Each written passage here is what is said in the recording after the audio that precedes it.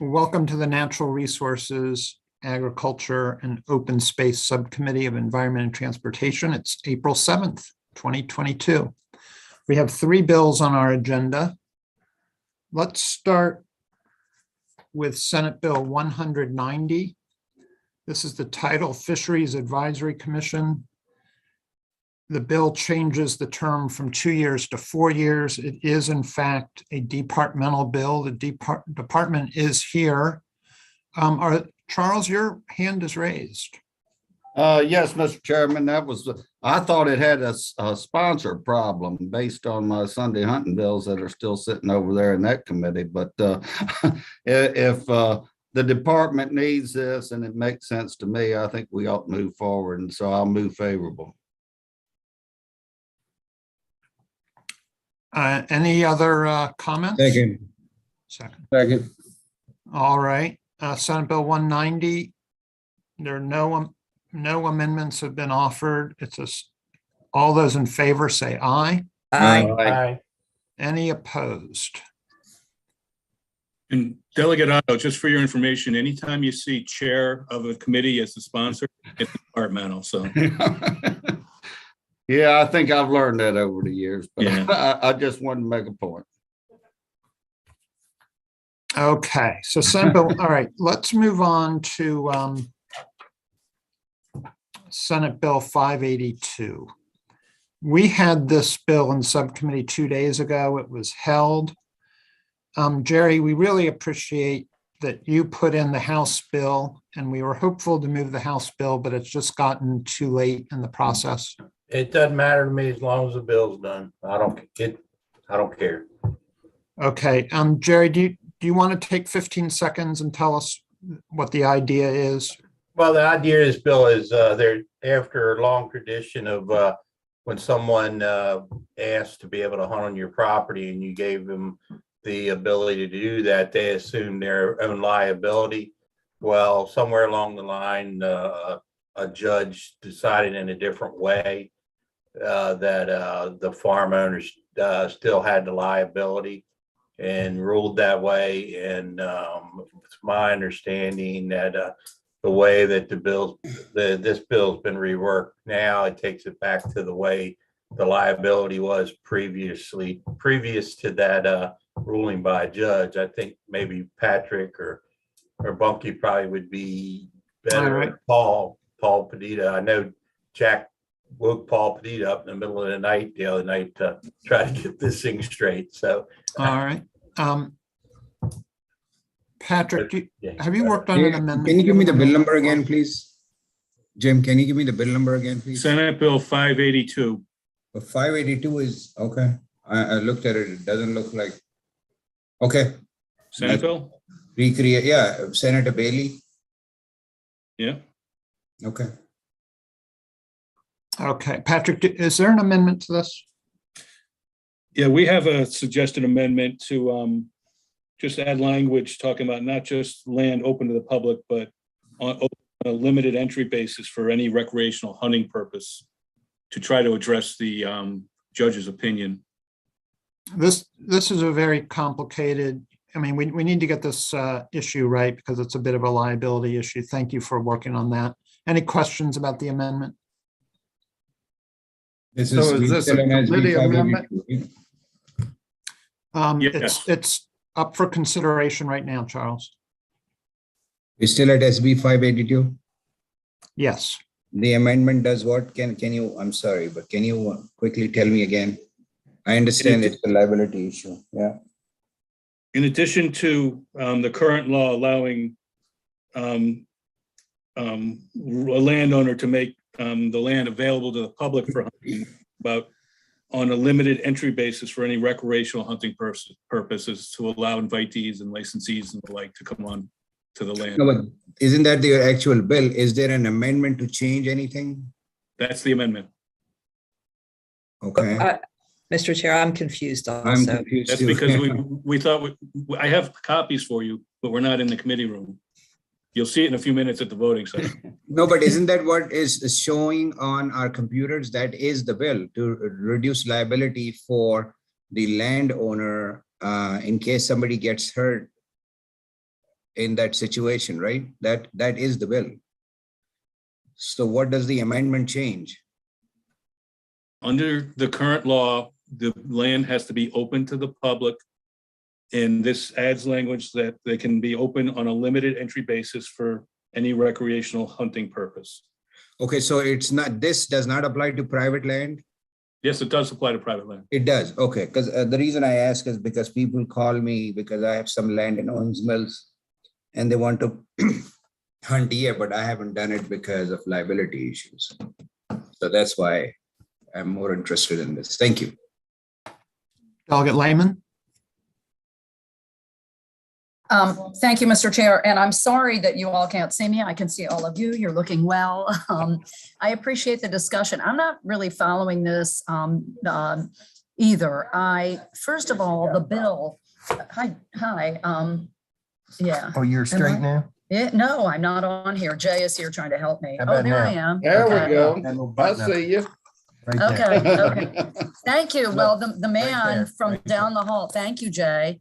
Okay, my neighbor, He's Jay my Jacobs just IT came and fixed my, okay, so you can see that I'm here. Thank you, Jay. This, first of all, have we heard this bill before? I don't even remember the bill hearing. I must have been out because I would have recalled a conversation about this bill.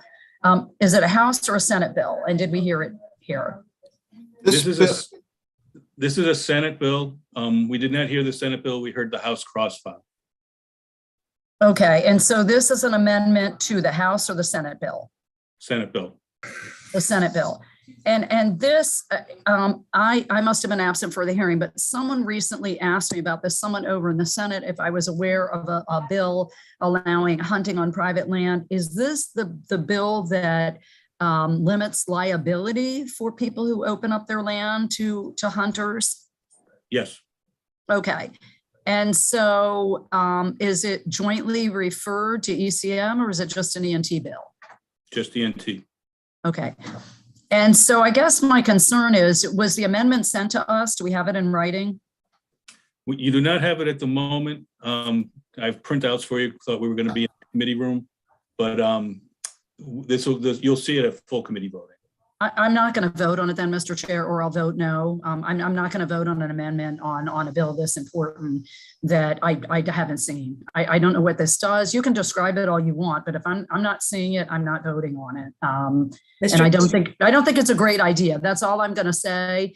You know, this is, I don't think we've ever considered anything like this before. Does Maryland have any similar laws like this to waive liability on private land for hunting? It has always, I'm going to leave it for Paul to explain, but it's been like that in the past. And this changing this bill had to do with a ruling from a judge. So, Paul, can you explain it a little better? I still would like to see the amendment, but I look forward to the explanation from Paul. Thank you, Mr. Chair. So this is, as Delegate said, this is a longstanding statute. It exists in most states. Back in the 70s, the organization that creates model language for states adopted what is called the Recreational Use Statutes. And again, most jurisdictions have this. Maryland has it. For the first time ever, a higher court, it didn't go to the Court of Appeals. This landed ultimately on appeal from the circuit court. The Court of Special Appeals took it, and it was a case involving an ATV accident, actually. But the court concluded that the landowner would have to open all of their property to the public at large in order to avail themselves of the protections under the Recreational Use Statute. The legislature, your predecessors, when they adopted this, clearly didn't intend that. That's not the way these read per se. So all this bill does, and I guess I shouldn't say all this does, but all this does is clarify what the legislative intent is for recreational use statutes, which is if you open your property to someone to use it, absent your willful negligence, that you're afforded the protection under this statute. So it's just reconciling the outcome of the Martinez court in the legislation. Okay, so quickly, thank you for that, Paul. That was helpful. But are we then going along with the judge, or we are reasserting the original intent not to open up private land to the whole wide world? You are, I would say, reconciling the original legislative intent, which is, I might say, a little contrary to what the judge said. But it, as a practical matter, any private landowner, I'll just offer this. If you're a private landowner and this is allowed to stand, anything you invite somebody on to do at this point, under Martinez, really puts you in a position of exposure. So I think this is sort of the first step in cleaning up the outcome of Martinez. And Patrick's done a couple of small, it's a handful of words that are really important in terms of balancing this against what the court said. Otherwise, really, if you own land, if I'm a plaintiff's attorney, I'm holding Martinez up every time I walk into court. Thank you for that. Delegate Ruth. Thank you, Mr. Chair. And I had looked at this bill, and as you know, we talked about it, and I'm okay with the bill. I understand the intent, and my confusion is with the amendment. And so I was wondering if Patrick would be able to share screen on that. But first, I just wanted to ask, in terms of the bill itself, while it actually talks about the person who's using the property as consenting to, adhering to laws, and assume all responsibility and liability. So does that mean if someone, if you invite someone onto your land and something happens, that they're responsible for it and not the landowner? Am I understanding that right for the bill as it is currently? Yes, basically, unless there's willful negligence. Okay. Yeah, thanks. I mean, I think that makes sense. And I do understand that the bill is not opening land up. It's just if somebody invites people onto their land for recreation or for hunting, then the liability, they're not liable, and the person who comes on the land assumes any responsibility and agrees to abide by laws. And that makes sense to me. But what I don't understand is the amendment. And Patrick, is it possible for you to share a screen? No, but I did send it to the chair and Carlene as we've been speaking. So if they could share. I think what we might have to do is meet after committee voting in the committee room. Well, this is on full committee voting. Apparently not. Apparently not. Well, unless we can figure out how to do this. Can I share the screen? I've got it. Hold on a second. So Jim, you're next door to me. Have Carlene bring that over to me. We can do that. I mean, well, she can send it to, I guess it's online, right? It's easy to share the screen. You can do that. Gotta be a way to do that. Yeah, you can do that. Mr. Chair, I think Paul was about to say he could share screen and show it. If with your permission, Mr. Chair, I've got I think I have the bill as amended up. Carlene, do you know how to do that? No. I can try if you need me to. Can you give, do you give Paul, make him a co-director of this meeting and then he can share? Oh, I can do that. Yeah, Paul. Yeah, I can do that right now. Feeling a little nervous with all this authority. Hold on one second.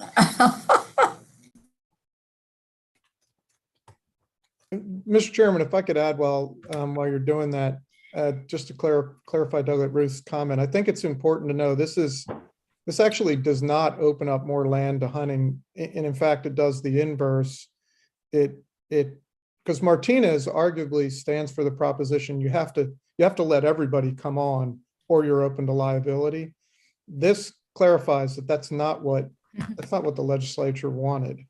So in a way, I would suggest that it actually makes it easier to limit the number of people who are coming on property to hunt.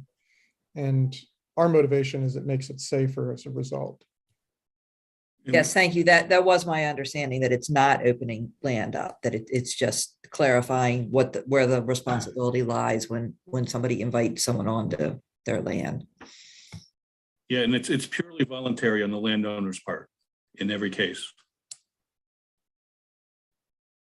Paul is now a co-host.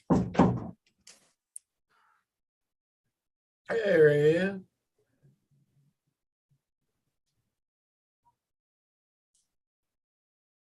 Okay, what do we got? Can you read it, Paul? Yeah,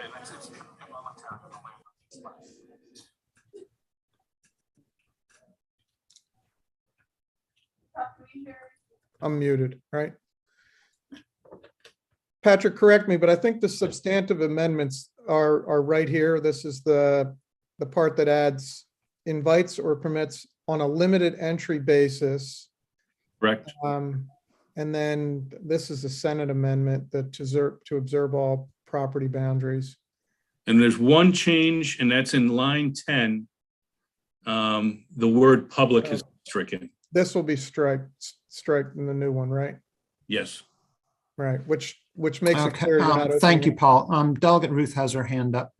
Yeah, no, it's still, thank you, Mr. Chair. It's still up from before, but so just to clarify, I'm looking at the actual third reader bill from the Senate, and I see public and I see to observe all property boundaries in there, but so on a limited entry basis is the part that we're adding now with the amendment. Is that correct? Correct. Okay. Thank you. That's very helpful. All right, Delegate Otto. Thank you, Mr. Chairman. I moved the amendment. All right, Delegate Lehman. Second. All right, we have a second. Delegate Lehman. Yeah, and thank you for figuring out the screen sharing. That's very helpful. Quick question then, if we don't want public in, shouldn't that be bracketed? Why is that still there? This is an older version. I'm just pointing out that in the amendment, the word public is stricken. Oh, it Yeah. is. Okay. It's just That's not the only reflected here. difference. That's the only difference. Okay. So the thing you want us to focus in on is that phrase that's underlined on a limited entry basis. Correct. And then, okay, and so last question, I promise. It references hunting specifically. And yet this case law stemmed from an ATV accident. So is that, maybe this question is not germane. Should that have not been going on, or how did this under this law become an issue with this law? Good question. The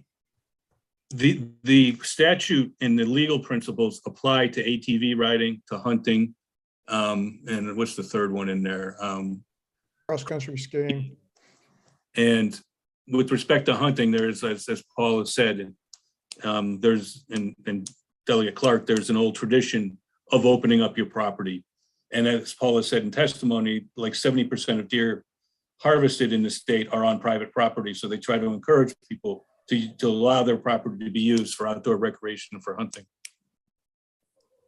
But you're not, and I'm not trying to be funny in asking this because this sounds odd, but you're not talking about that this law actually allows or was interpreted to allow someone to hunt from an ATV, to ride around on an ATV and hunt at the same time. No, I hope not. That's No. actually prohibited elsewhere in the article. Okay, all right, okay. Yeah, because I see no mention in what we're looking at right now of ATVs at all. All I see is hunting, but anyway, thank you.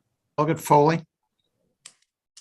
Yes, thank you, Mr. Chair. I think kind of following up on Delegate Lehman, it seems to me that this is a bill about liability for hunting and these other uses on private land. Isn't that correct? It's just about the liability and who the liability attaches to. Is that correct? Delegate Foley, we're on the amendment right now.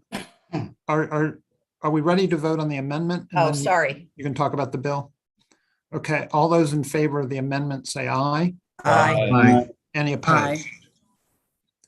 Okay, so now the bill is amended as Patrick explained and the screen has been shared. Delegate Foley. Yeah, I was just saying, following up on what Delegate Lehman was asking about, again, isn't it correct that this is just about who the liability attaches to? And that was the court ruling, correct? Correct. Okay, thank you. Delegate Lehman. I'm sorry, Mr. Chair, I didn't lower my hand. I'm all good. Move the bill as amended. Second. All those in favor of the bill as amended, say aye. Aye. Any opposed? All right. That bill, thank you for figuring out that share screen, Carlene and Paul. It did. No problem. Okay, Senate Bill 826, the Waterman microloan program. Patrick?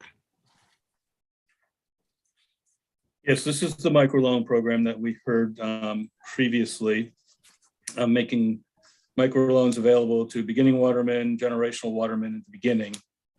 And then I think also to seafood industry, canners and the like, processing businesses, yes. And there is an amendment. This is an appropriations approval amendment.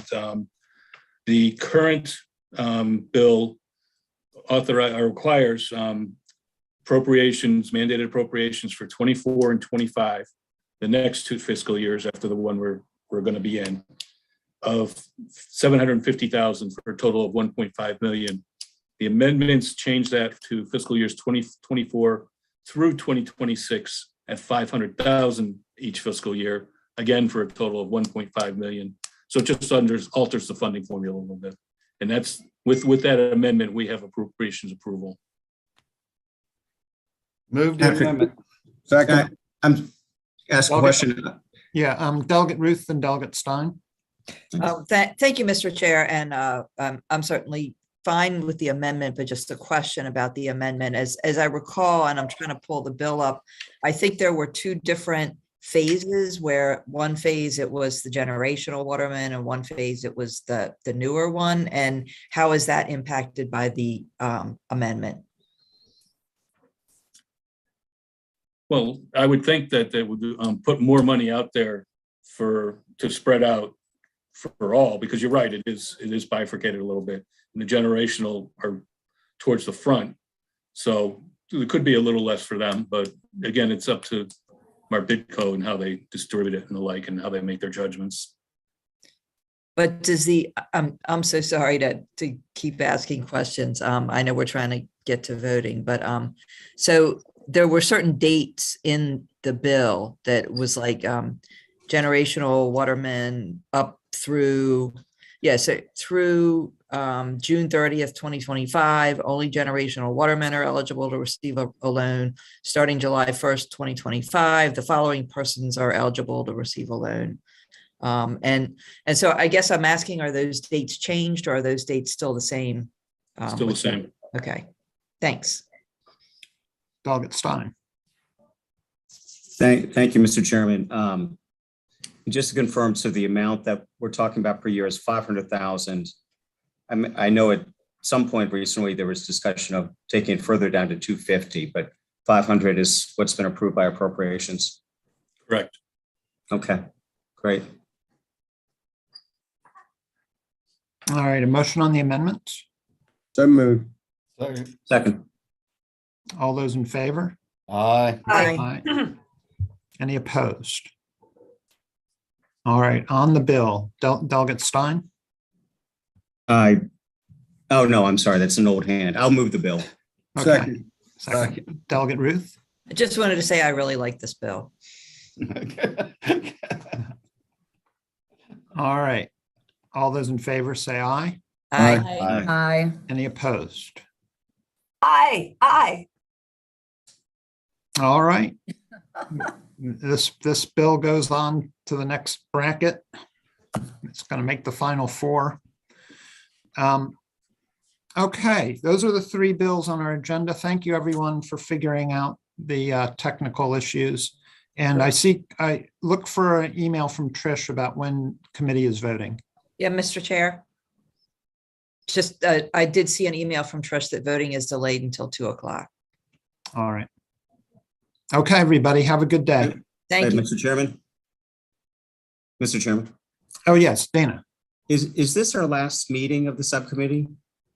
I don't know. It may be. Okay, well, if you could give me just a minute for sort of personal privilege, if you don't mind, Mr. Chairman. I'm not going to like this. You're not going to like it, yeah. So I just want to say, if indeed this is the last meeting of the subcommittee, that it's been a real pleasure being a member of the subcommittee with you as chair. And you know, there's no one who knows natural resources issues, especially oyster issues, I will say, but more broadly, natural resource issues in particular, better than you. And you've always been willing to listen to different points of view. So thank you for your leadership of the subcommittee. It's been a great pleasure to work with you. Well, Dana, thank you so much. And you know, this is one of the, and I'm just so sorry you're doing this live on the streaming, but you know, this subcommittee is one of the most important things in my legislative career, and I appreciate all of you.